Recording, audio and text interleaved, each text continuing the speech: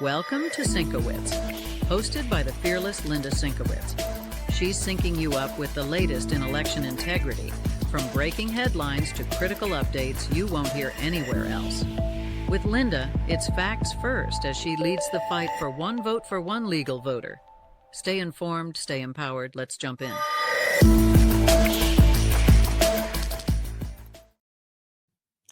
Hi, and welcome to SYNC-O-WICZ. My name's Linda SYNC-O-WICZ. I'm the founder and CEO of Fight Voter Fraud.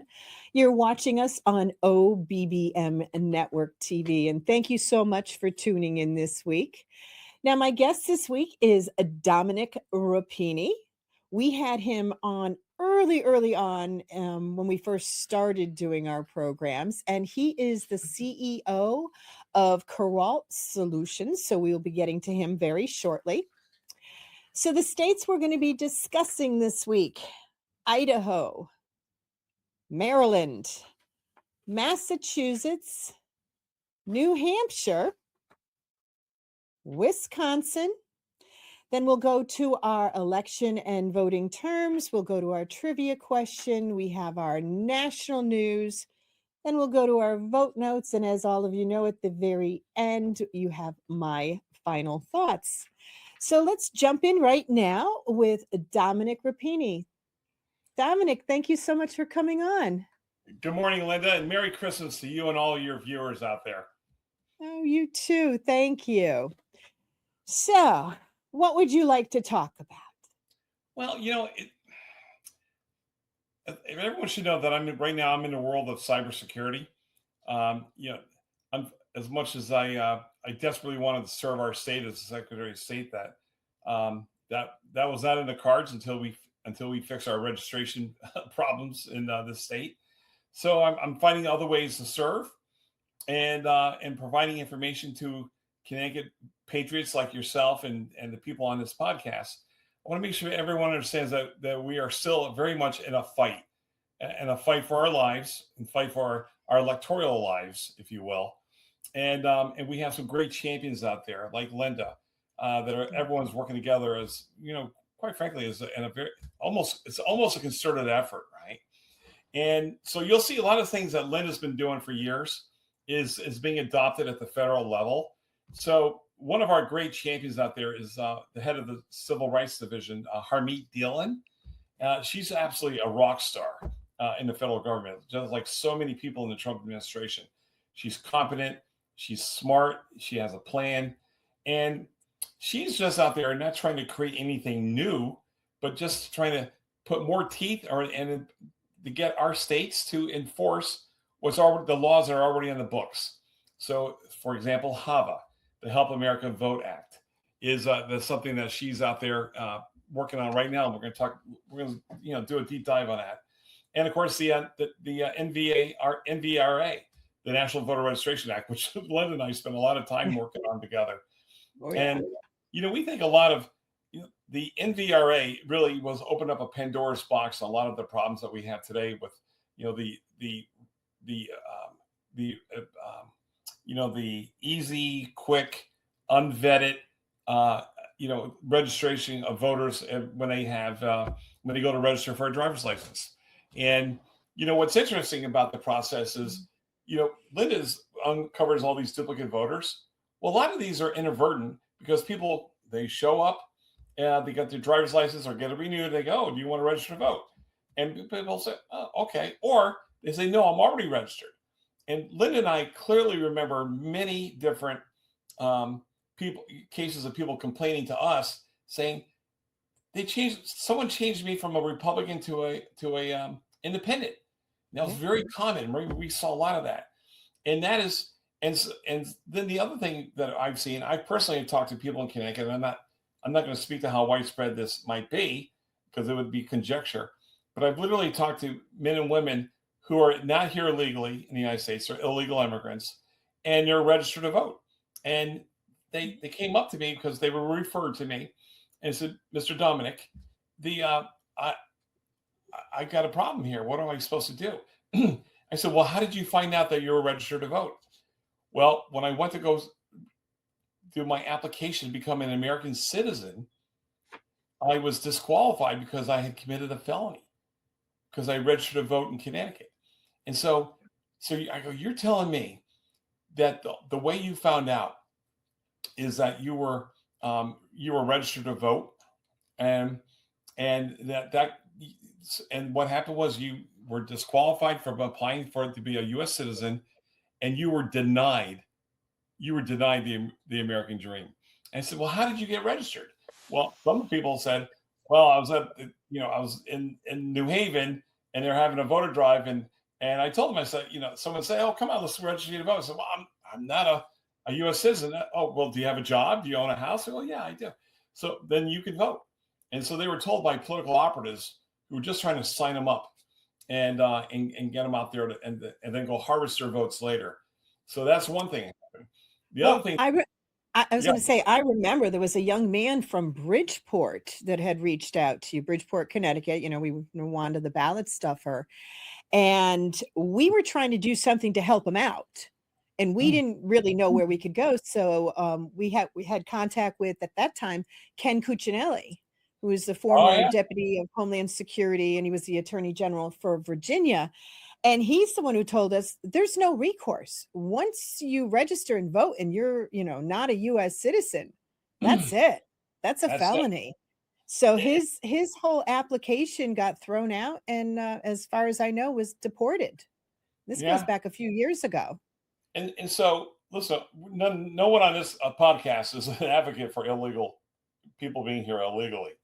But understand that political operatives, in this case, Democrats, they don't care if they get you to sign up to vote and become part of the voting pool, then they'll do that even if it risks your shot at the American dream, because some of these people do legitimately get to become U.S. citizens, but not those people.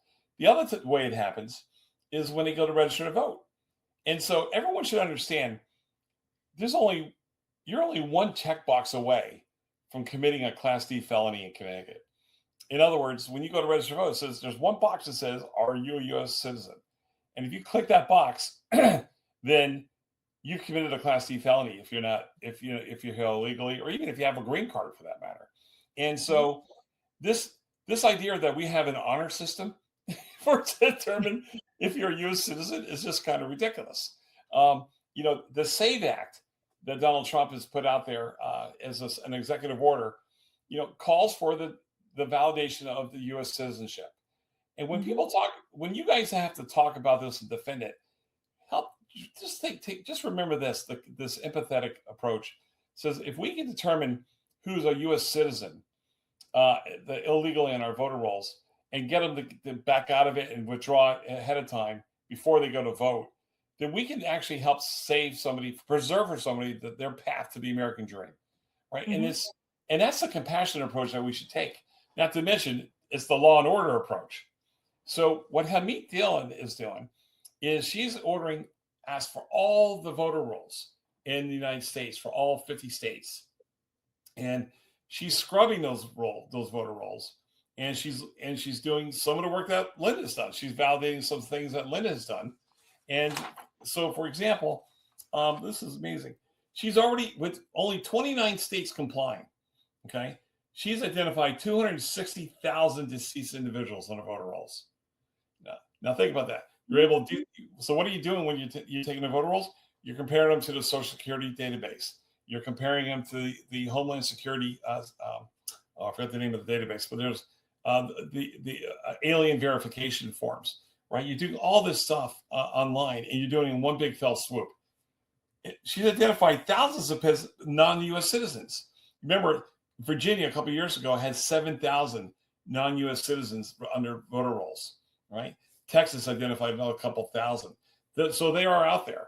In Connecticut, well, we don't know, because Connecticut's one of the other states that's not complying. Shocker, right?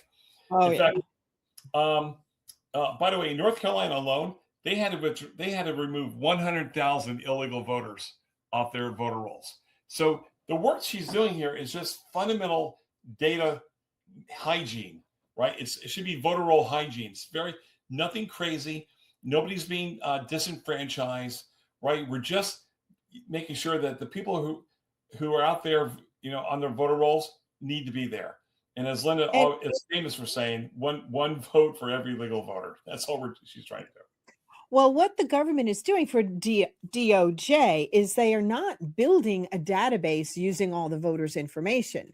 No. In essence, what Harmeet and the rest of them at the Civil Rights Division are doing is that they're taking a snapshot. Right. A snapshot in time to see if HAVA, the Help America Vote Act, and the NVRA are being complied with, which obviously they're not.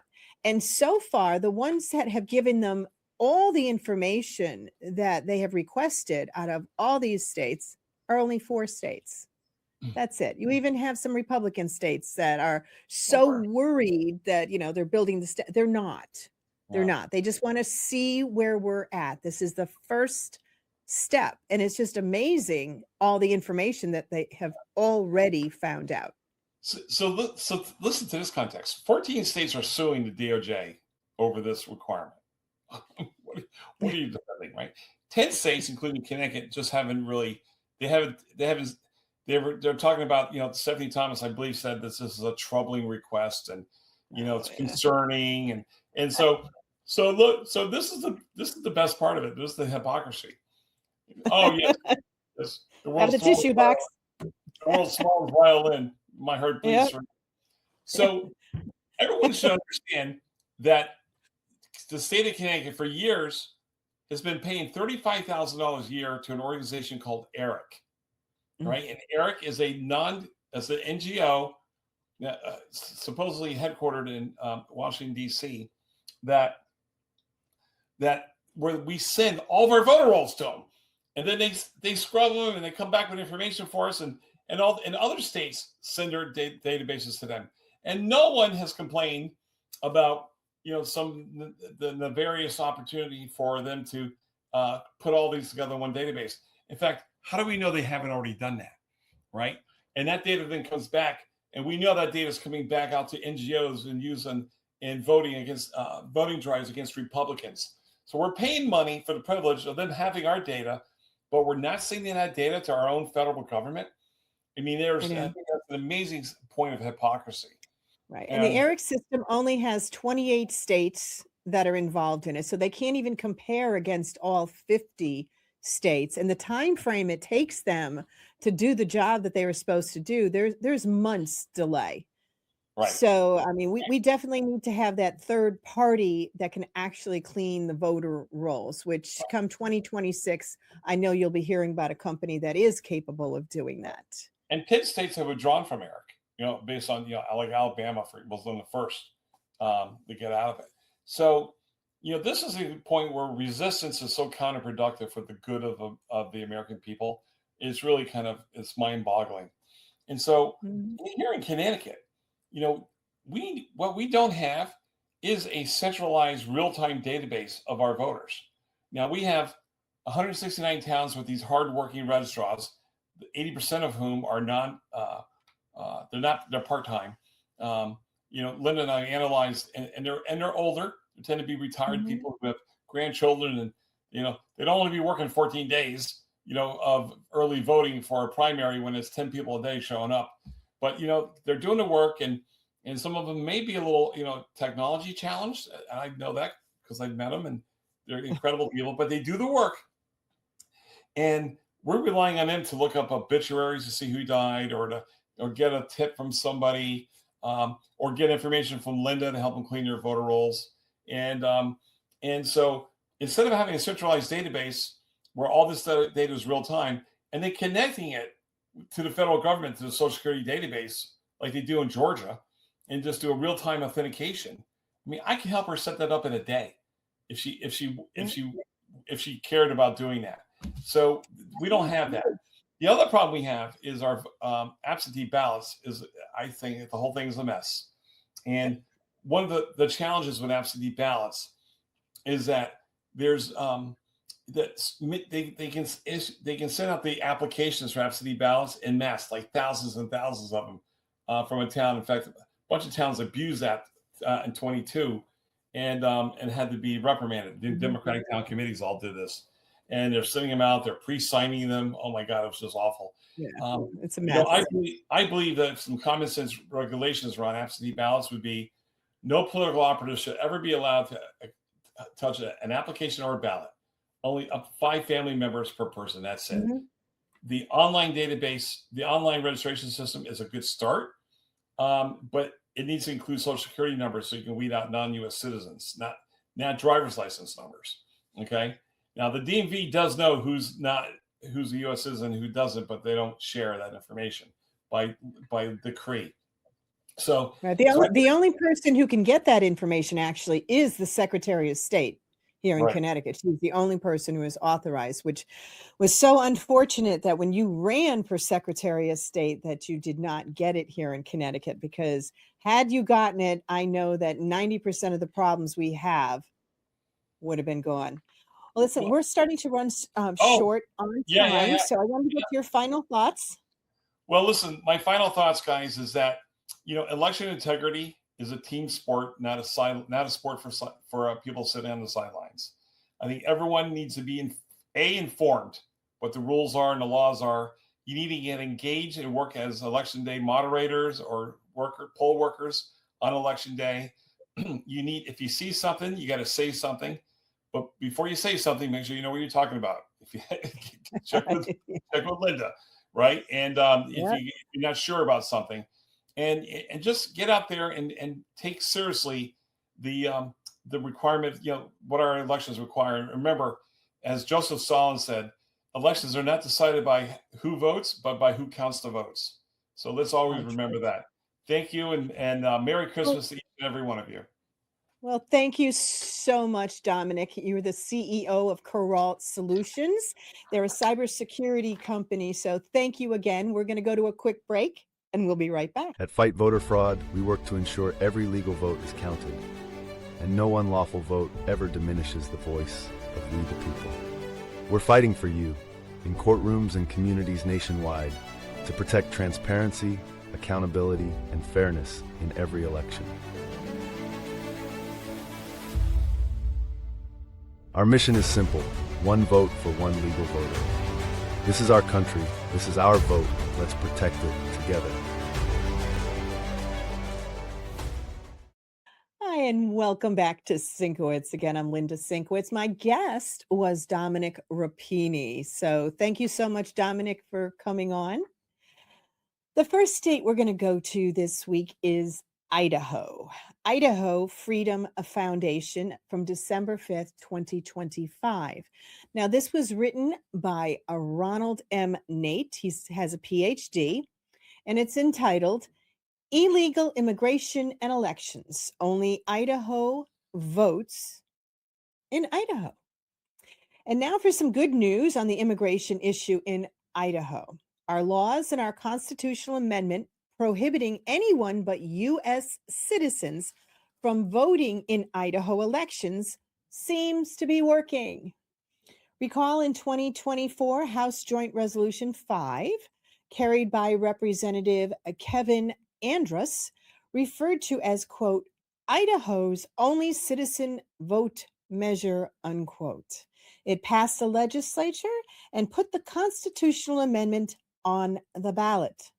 The voters approved the amendment in November 2024 with nearly 65% support. Of course, the state already had some existing laws prohibiting non-citizens from voting, but the amendment solidified the principle into our state constitution. Both the law and the Constitution are working as intended, with the Secretary of State's office auditing voter rolls and finding a minimal number of non-citizens registered to vote. So it's lots of good information coming out of Idaho. They did find 36, I love it, non-citizens, illegals. I'm sorry, illegals. But that one is definitely worth a read on Ohio. Next state is Maryland. This is from the Baltimore Sun from December 6th, 2025.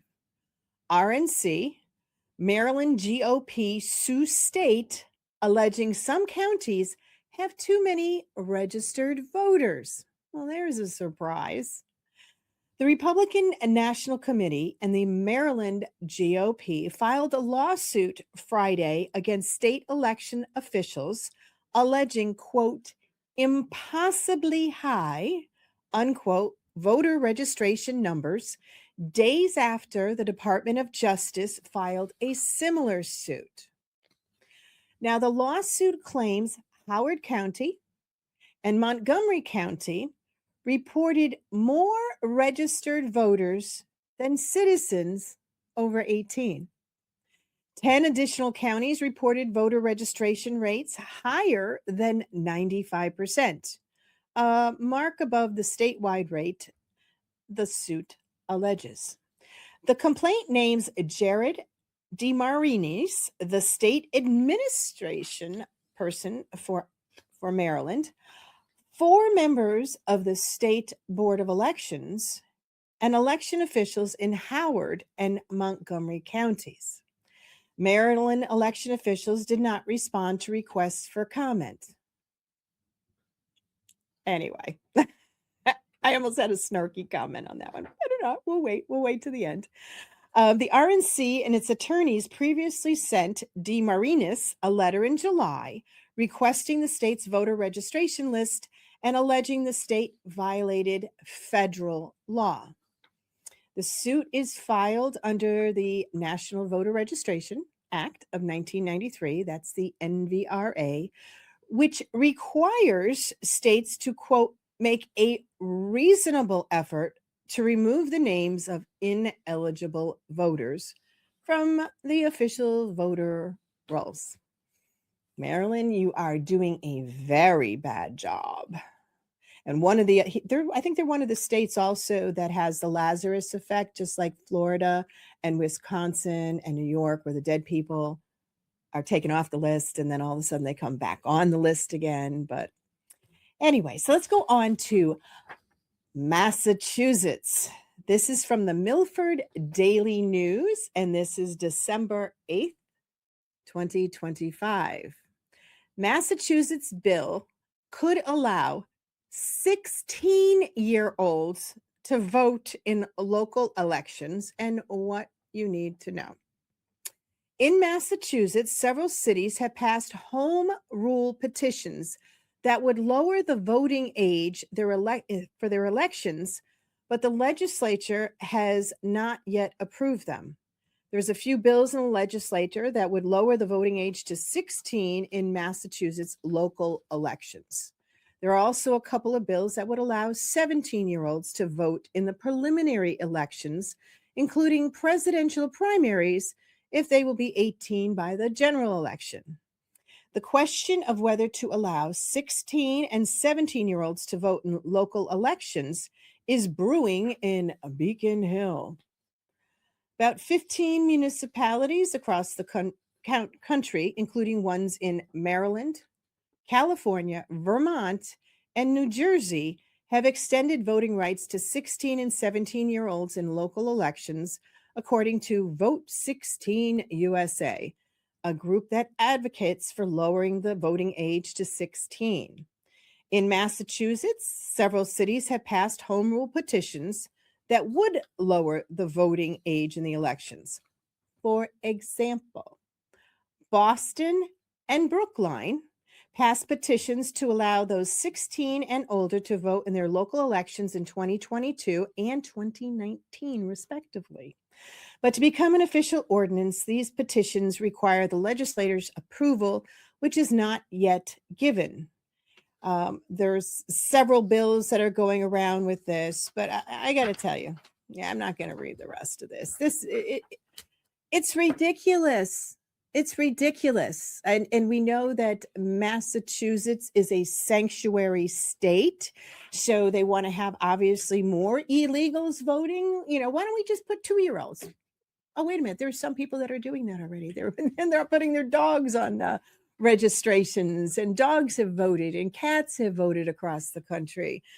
This whole thing, if the kids are still in school, 16 and 17-year-olds should not, in my opinion, be voting for legislators who are going to be passing bills for those who are able to, say, I don't know, get in the military or of drinking age. 16 and 17-year-olds. I know in Connecticut, a few years ago, we looked into it, and I think there was six people under the age of 17 that actually voted in the Connecticut election. So we really got to stay away from that. You really got to follow the federal law. 18, older, U.S. citizens. But of course, I don't have an opinion. Now we're going to go on to New Hampshire. New Hampshire Bulletin, and this is from December 8th, 2025. Trump administration seeks to block New Hampshire voters from intervening in the voter file lawsuit. The Trump administration lawyers are suing New Hampshire officials to gain access to the state's voter file, are now seeking to block a group of New Hampshire residents from entering the lawsuit. Why not, like, really make it all kinds of murky? In a legal memo submitted Friday to the U.S. District Court of New Hampshire, attorneys for the U.S. Department of Justice said the residents do not meet the legal requirements to be added as interveners. They're probably 16 and 17-year-olds like Massachusetts.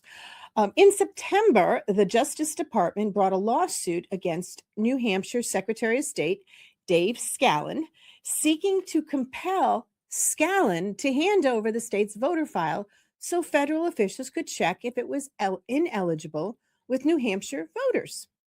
Scallon has refused to provide the file despite multiple requests this year, citing state law that prohibits most disclosure. The file contains, oh my goodness, it contains their full name, the date of birth, their residential address, driver's license number, and social security number for each registered voter. Oh my God, how can you let that happen? All right, so days after the lawsuit, a bipartisan group of residents requested to the federal court to be added as interveners, arguing the Trump's administration's actions would violate their privacy rights as voters, as well as the ability for some of them to recruit voters who may not want to be added to the list. Oh, wait a minute. So they want to recruit people to become voters, but they don't want those voters' names to actually be on the voter rolls. You can't make this stuff up. The group, including former Republican State Representative Neil Kirk from Portsmouth, its attorney is Christopher Cole, former Democratic State Representative Bob Perry, and liberal activist Louis Spencer, appealed to the federal court to be added as an intervener. The Department of Justice lawyers argue the residents don't meet either criteria. Their lawsuits against Scallon argues the state is violating both the Help America Vote Act of 2002 and the Civil Rights Act of 1960 by not supplying the voter file. They argue those statutes give the U.S. Department of Justice the authority and responsibility to ensure state voter lists are accurate, a point Scallon has disagreed with. So we'll need to keep an eye on this one. And just as a little interjection, when I was in D.C. last week, I actually met the Attorney General for New Hampshire. Fortunately, I can't tell you about that discussion. So anyway, we're going on to Wisconsin. Wisconsin Watch, and this is from December 10th, 2025. Wisconsin clerks hope new law can alleviate statewide election official shortage. Wisconsin clerks say 2 decisions on legislation this week, a new law expanding towns' ability to hire clerks, and a veto that blocks broader standing to sue election officials, will help ease mounting pressure on local election offices, which have faced a record turnover and increasing legal threats. The new law allows small towns to more easily hire clerks who live outside of municipal limits, a change clerks say is urgently needing, as finding small town clerks has become harder in recent years amid the increased scrutiny, laws, and ever evolving rules. As the new law moved through the legislators, some small towns ran elections with no clerks at all. Quote, there's a lot of townships that will benefit from this, said Marathon County Clerk Kim Trueblood. She's a Republican. Quote, it's going to help tremendously. In the past, towns with fewer than 2,500 residents had to hold a referendum to authorize appointing clerks instead of electing them.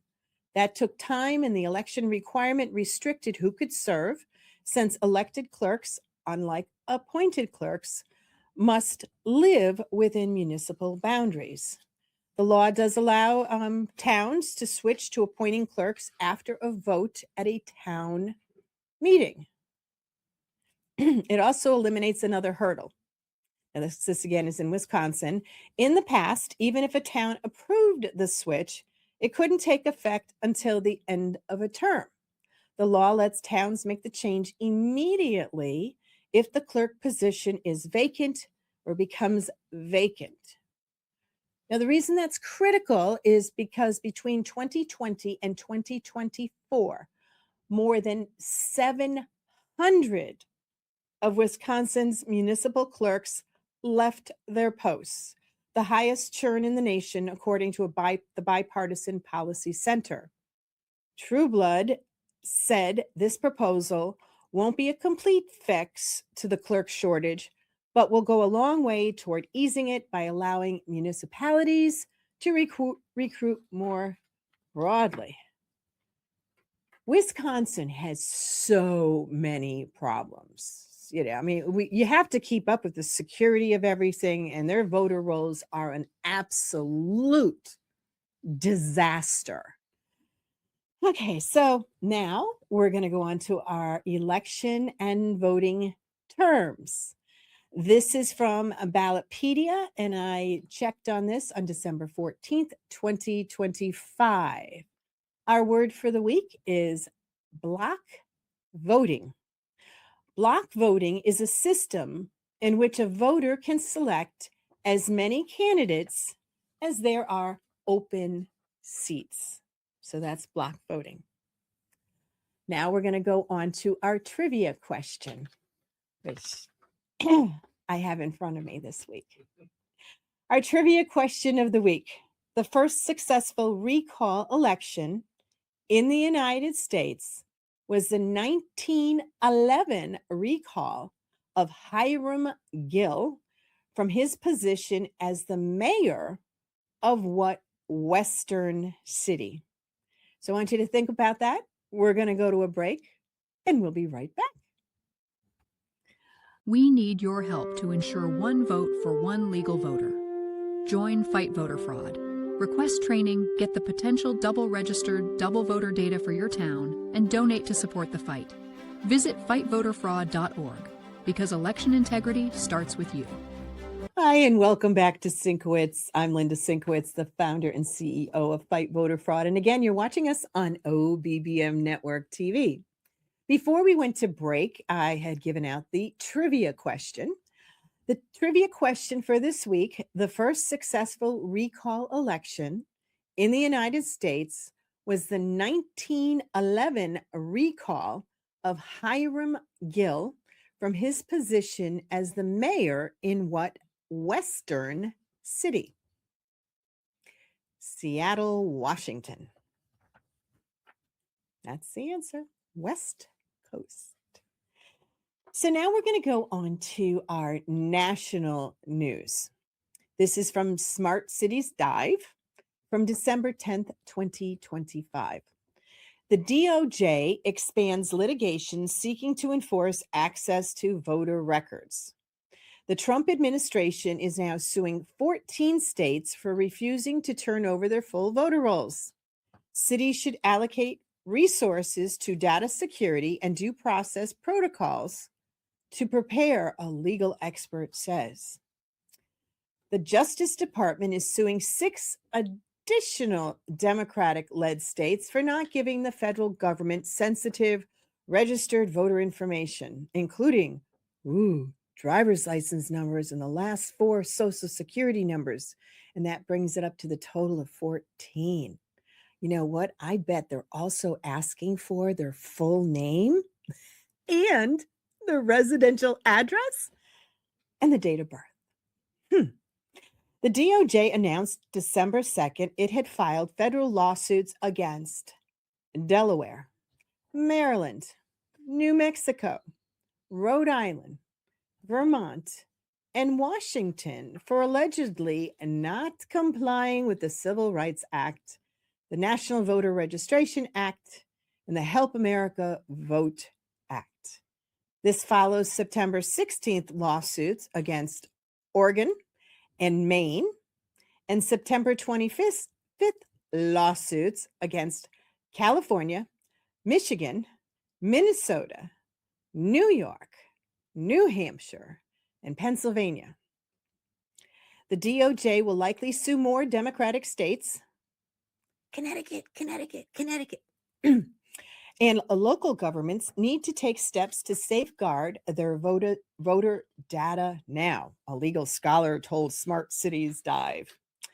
The Brennan Center for Justice reports that beginning in May, the Department of Justice Civil Rights Division sent demands to at least 40 states for their full voter registration lists, including voters' personal information.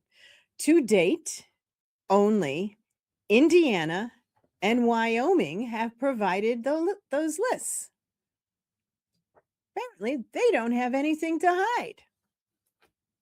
According to Brennan State's tracker of Justice Department requests for voter information, most states have either refused to give the Department of Justice their full voter lists or have released only the publicly available versions. The rest of the article, I got to tell you, is a lot more whiny. Oh my goodness. So if you want to read it, go ahead and read the rest of it.